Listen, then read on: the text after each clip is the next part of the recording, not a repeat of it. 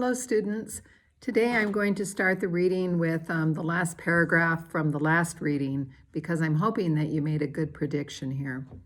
The following day we came upon a vast plain with more buffalo than we had ever seen before. In the distance there was a great rumbling noise. Captain Lewis ran toward the sound. So did you make a prediction about what that great rumbling noise was? We'll see if your prediction is right now. June the 13th, 1805. Oh, the joy! We have arrived at the Great Falls, and their beauty is beyond my ability to put into words. That was just a short entry from Lewis's journal. And here we go with Seaman's observations. Coulter flips through the red book. Some pages are missing here. You were there, Drouillard. Any idea what was on them? Drouillard shakes his head. I know.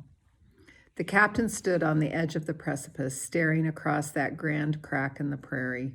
A rainbow, he said, and began to weep. The rainbow stretched from one side of the falls to the other. The sound of the water was deafening. The cool mist drenched us. So did you predict correctly? Did you predict that it was the Great Falls that they heard? It was not the beauty alone that moved him. Finding the Great Falls meant the Shoshones were not far ahead.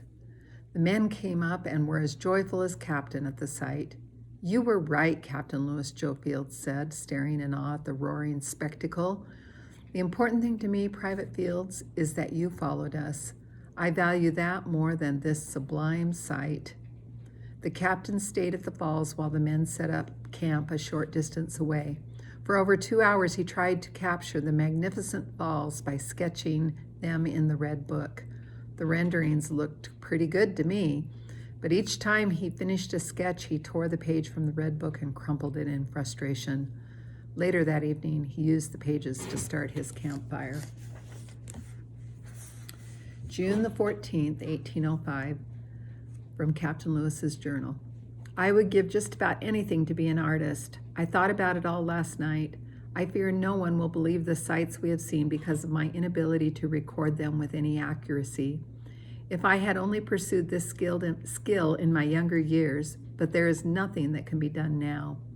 I followed the river last evening and found there are 5 beautiful falls, not one. Our portage around them is going to take considerable effort. So this next section is going to be talking about the portage around the Great Falls.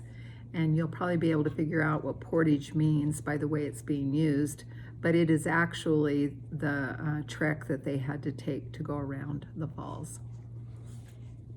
Captain Lewis sent Joe Fields downriver with a letter for Captain Clark telling him we had found the falls and suggesting a location for the lower portage camp. Then he and I set off for a ramble. We walked past the falls, which the captain was particularly drawn to. There was a small island between 2 of the upper falls. In the center of the island was a dead tree towering above the others with a gigantic bird nest perched in the top branches. Bald eagle. A large black bird with a white head and a yellow beak sat on the edge of the nest feeding her brood. We were close enough to see the downy eaglets open their black beaks for the food she offered. The captain brought out the red book and tried to capture this scene, but again he ended up ripping pages out of his journal. Let's go see. I'm more skillful with a rifle than I am with a pen. We walked up to the last falls from where we could see an immense flat prairie cut in two by the meandering Missouri River. Ahead of us was a smaller river that flowed into the Missouri with 1,000 buffalo grazing next to its shore. Perhaps we should shoot some dinner in case we don't have time to make it back to camp before dark. A brisk wind blew toward us. Not being able to pick up our scent, the buffaloes continued to graze, unconcerned at our approach. The captain picked a young cow out of the group. He steadied his rifle on his S-pontoon and fired. She was hit squarely, but she didn't fall over. The herd moved a short distance away from her and continued grazing. As we watched her bleeding out, the fur on my back came to attention. I turned my head. There was a grizzly right behind us, not 20 steps away. My barking brought him up on his hind legs. Captain Lewis snapped his rifle to his shoulder and pulled the trigger. There was a sickening click. He had forgotten to reload after he shot the buffalo. "Run, see!" The grizzly was right on our heels. We ran to the river. The captain splashed into the water up to his waist, then turned around and pointed his espontoon at the grizzly. I thought surely the bear would come in after us, but when he saw the espontoon, he skidded to a stop, turned, and ran away. Well, that was a bit of good luck. That was a miracle. The grizzly continued to run, glancing back every once in a while to make sure we weren't chasing him. I think we'll leave the buffalo cow for Mr. Grizzly. We rambled over the smaller river and explored for a few hours. On our way back across the prairie, an animal we hadn't seen before came out of its burrow and snarled at us. It looked like a cross between a wolf and a cat. Captain Lewis fired at it, but it disappeared back into its den and didn't come out again. I'm trying to think of what that animal possibly was, and the thought that came to my mind was possibly a bobcat. We hadn't taken 300 steps from the den when 2 buffalo charged us. "I don't think they know what we are," Captain Lewis said. "Let's have some fun, see?" He walked right at the charging buffalo. As soon as they got close enough to see we were a man and dog, they reeled around and ran away. "It appears that all of the beasts in the neighborhood are in league to destroy us," Captain Lewis chuckled.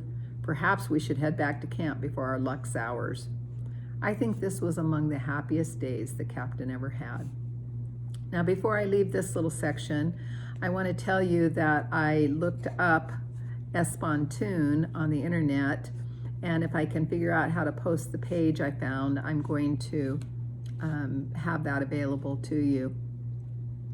An espontoon is kind of a spear, like I wanted pictures of it, and I found a picture of it. And so if you're kind of wondering, when he pointed his espontoon at the grizzly, why the grizzly took off, he apparently thought that he was going to throw a spear at him.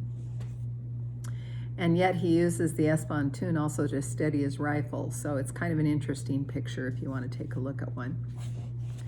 Okay, we're on page 146. June 16th, 1805. This afternoon I rejoined Captain Clark below the falls and found Sacagawea gravely ill. After a battle of wills, I finally prevailed upon her to swallow some of our medicine, although I am not convinced it will do her any good. "I don't know what else to do," Captain Lewis said. He looked down at Bird Woman. She was finally asleep. Captain Clark cradled Pomp in his arms. "What do you think she has?" "I wish I knew. Stomach cramps, fever, no appetite. It could be anything. If the fever does not break soon, we're going to lose her." "I want to take her home," Charbonneau said. Captain Lewis looked at him like he had lost his mind. "Home?" "To the Hidatsa village."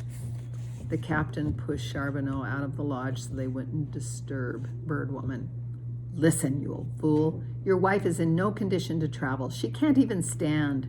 If she died along the way, what would happen to your son? How would you feed him?" "Begging your pardon, Captain, but the only reason you want her to continue on is for her to help you get your horses." Captain Lewis flushed in anger, and for a moment I thought he might strike Charbonneau. He took a deep breath. "We have grown very fond of your wife and son," he said slowly. "My only concern is for their safety. I will do everything in my power to save her, but if you ever accuse me of jeopardizing a member of this party to accomplish my goal, there is nothing on earth that will save you, Mr. Charbonneau." Charbonneau took several steps backward. "Do I make myself clear?"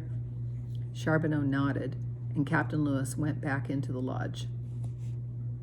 The captains spent the evening in the lodge tending Bird Woman and discussing how to make the 16-mile portage around the falls. "We'll have to leave the White Pirogue here," Captain Lewis said. "It will be hard enough to get the smaller dugouts overland." "I'll have the men begin making carts for the dugouts tomorrow," Captain Clark said.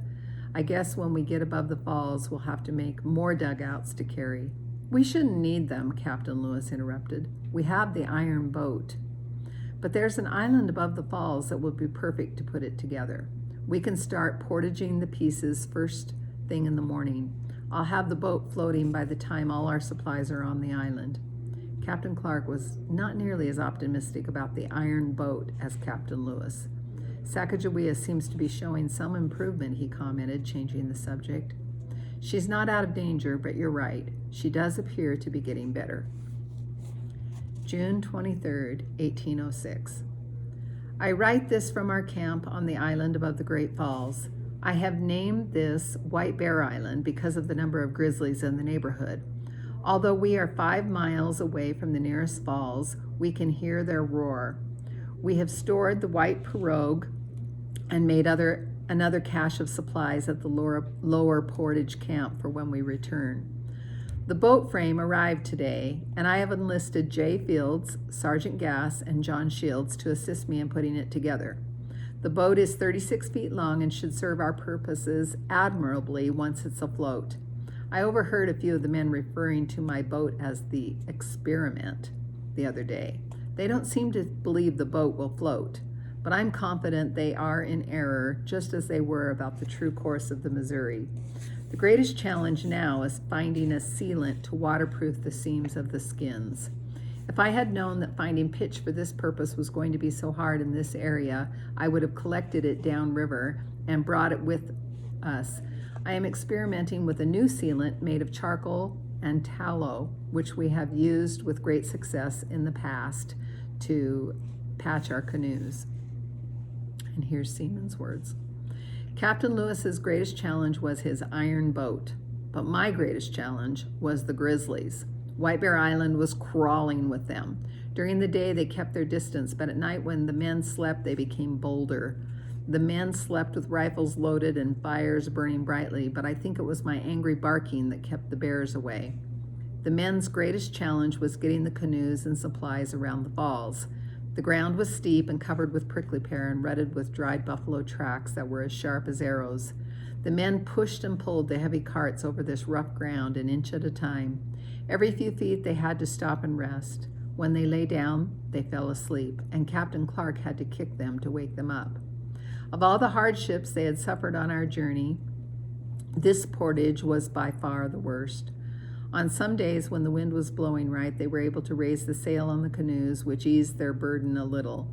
But on most days, the weather did not help matters. Strong winds, thunder, lightning, rain, and hail assaulted the men, adding to their labor. When Captain Clark left White Bear Island to retrieve the last dugout canoe, I went with him. I doubt Captain Lewis even noticed when I left. The only thing on his mind was readying the iron boat. York, Bird Woman, and Pomp accompanied us across the windy plain to the lower Portage camp. A few miles before we got there, we were caught in a terrible rain and hail storm. We took shelter in a deep gully. Bird Woman unstrapped Pomp from his cradle board, stripped off his wet clothes, and started to dry him as best as she could. Then we heard the water. A second later, it was up on us. "Flash flood!" Captain Clark shouted. "Climb!" He grabbed Pomp and handed him up to York, then took Bird Woman by the arm and dragged her up behind him. The water swept me away, pushing me 100 yards down the gully before I was able to clamber out onto the prairie, where I was greeted by wind-driven hail the size of musket balls. "Run to stay warm," Captain Clark shouted above the blasts of thunder. When we arrived at the lower camp, we found men as naked as little Pomp, huddled around the fires trying to dry their clothes. They were covered with bruises and cuts from the pounding hail. July the 4th, 1805, from Lewis's journal. Our country's 29th birthday. To celebrate, we poured the last of our whiskey, and the men were having a merry time by the sound of it. I'm very discouraged this evening. The boat is taking much longer than I thought. With rain and hail every day, the skins will not dry. I am worried we will not find the Shoshones, worried we will not make it over the mountains before winter. Captain Lewis was sitting near the iron boat with the red book in his lap, his pen in his hand, and his last glass of whiskey at his side when Captain Clark found him. This is Seaman's words, of course. I wondered where you had gotten to. What are you doing down here by yourself? I'm afraid I'm not very good company this evening. Captain Clark sat down next to him. "What's on your mind, Meriwether?" "Nothing, really." "How long will you give the boat?" "What do you mean?" "How long will you wait before we push on without it?" "You don't think it'll work either?" Captain Lewis was clearly surprised. "It was a good idea," Captain Clark said carefully, "but no, I don't think she'll float." "The boat will work. All we have to do is seal the seams and she'll take us all the way to the Pacific." "Providing there's an easy portage to a navigable river, which you know there may not be." "Have you lost faith in the Northwest Passage?" "A little," Captain Clark admitted. "Those mountains are much bigger than we expected." "Regardless," Captain Lewis said, "we'll sail this boat as far as we can." The captain sat in silence for a long time. "I've been thinking I should take a large party out hunting," Captain Clark said. "The Hidatsas warned us that there are few buffalo above the falls. We'll need extra meat to get over the mountains." "Give me the men for a few more days," Captain Lewis said. "The skins are nearly completed." "Of course," Captain Clark stood. "I hope I'm wrong about the boat, Meriwether, but if for some reason it doesn't work, you can't blame yourself." From Lewis's journals. This is July the 8th, 1805 entry. "I believe the sealant we're using for the boat will work admirably until we get to the mountains, where there will be trees with the type of pitch we need to do the job right. Captain Clark has taken most of the men on a hunting expedition. My boat should be ready to float by tomorrow." Now I'm going to pause here for a minute because I actually want you to make a prediction. To help you make this prediction, I am posting a picture on our class page of what the iron frame for Captain Lewis's boat looked like. They have a replica of it outside of the Interpretive Center in Great Falls, and I was there last fall, and I have a few pictures I want to post.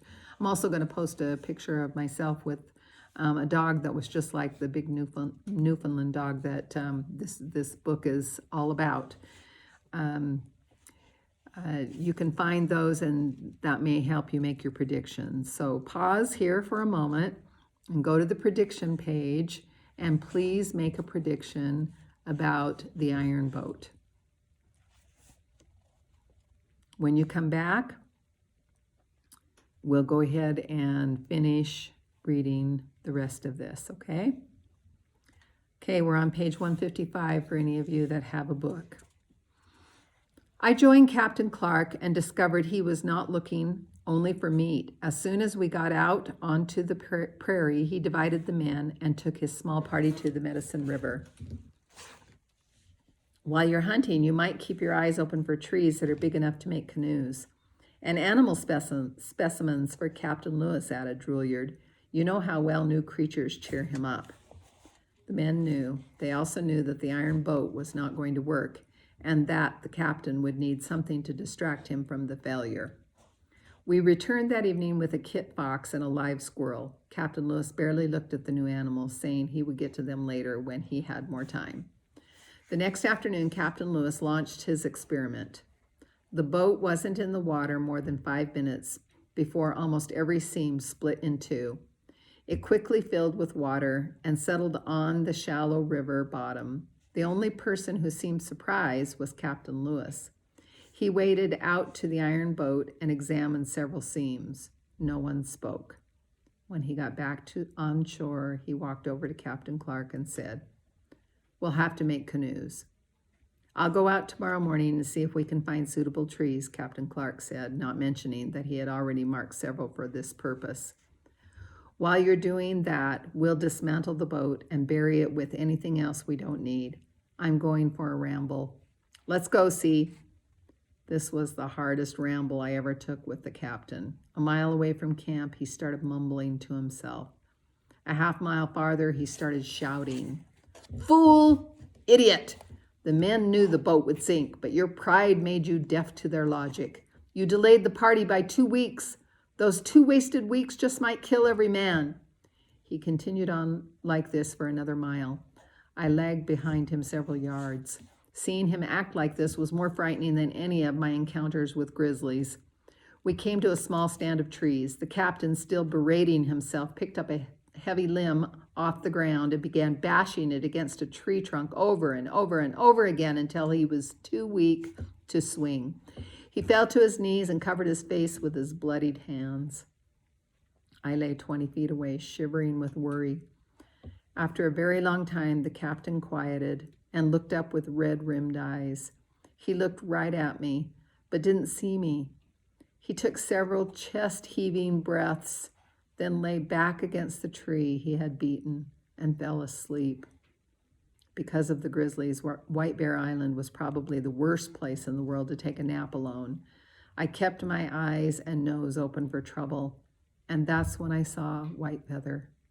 I wanted to run over to him, but I felt that my place was next to the captain. Directly below Whitefeather stood Droolyard, calmly scanning the flat prairie with his rifle cradled in his thick arms. The captain slept for a long time. When he awoke, he was better, but still not himself. He walked back to the camp and found Captain Clark in the lodge, scratching in his journal by dim candlelight. Captain Lewis looked around the lodge and saw Bird Woman, Pomp, and Charbonneau fast asleep under their blanket. Droolyard was not lying in his regular spot. "Where's Droolyard?" Captain Clark looked up from his journal. "He said he was going to sleep out with the men tonight." This was the first time and last time I ever heard Captain Clark tell an outright lie to Captain Lewis. He knew Droolyard had followed us. "That's strange." "Charbonneau made boudin blanc tonight," Captain Clark said. "We saved some for you." He uncovered the plate. Captain Lewis looked at the sausage. "I don't recall getting angry with Charbonneau today." Captain Lewis took a bite of the sausage. "William, the next time you catch me doing something prideful like this boat, for heaven's sakes, please stop me." Captain Clark grinned. "I'll try." He put his journal away and got under his blanket. Captain Lewis gave me a sausage link and finished the rest himself. Early the next morning, Captain Clark took some men to the Medicine River to make canoes.